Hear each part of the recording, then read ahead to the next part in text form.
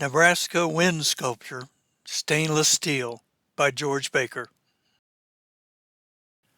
I'm celebrating the nation's 250th birthday by revisiting its 200th, the Bicentennial, because Nebraska was unique in celebrating that bicentennial with a series of monumental sculptures installed at the various Interstate 80 rest stops across the state. My family traveled that interstate regularly during the past 50 years. My wife was actively involved in the state's art community. Nebraska's I-80 sculptures are the only permanent bicentennial celebration, and I wrote about two of them in my books. So this year seemed like a good time to revisit those pieces and produce my reactions to them. During the Sandhill crane season, we routinely have lunch in Kearney, and then, if out-of-state friends are along, show them the George Baker sculpture. So this photo was taken in March. And of course, no matter what the season, wind is likely to be blowing in Nebraska, moving parts of this piece as they were intended to move. Baker's sculpture originally floated in this lake behind it, and you can see the air tanks that held it up. I guess that one of the advantages of it being on dry land, however, at least for a human traveler, is that you can walk around it, appreciate its structural details, but most importantly, I believe, is being able to see it perform up close and from different angles.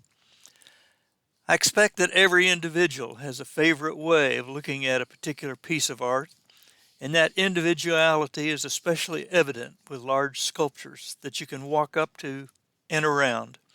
This is my favorite view, probably because of the complexity, sort of like the complexity that appears when you come to know any subject in detail. And like with all the other I-80 sculptures, I try to look at the details of their construction close up, because those details reveal the way an artist's thoughts are actually converted into something tangible that lasts a long, long time, sort of like the movements of a writer's hand over a keyboard. Well, here's the lake that the Nebraska wind sculpture originally inhabited, but it regularly broke loose and floated away from its moorings, sort of like we ourselves sometimes break loose and move away from where someone or something seems to want us fixed and thus controlled. It's a nice lake, but you're not allowed to swim or boat in it, just like the sculpture was not allowed to move around over the water. And of course, it's always fun to see the red-winged blackbird appreciates George Baker's work as much as we do. No restrictions on where a red-winged blackbird can fly or sit.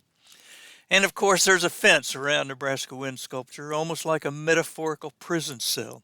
Do something you're not supposed to do, like float down the lake, then you get jerked out of your habitat and put behind a fence. Almost sounds like something you'd hear on today's news, right? But out on the interstate, people are not fenced in. They're going where they want to go, unlike Nebraska's wind sculpture when it was out on the lake. So in my personal opinion, it's important to look at George Baker's sculpture with the sky as background instead of I-80 traffic. Something about the Nebraska sky symbolizes the grandeur and the freedom that is the American dream, the nation's image of itself for a 250th birthday.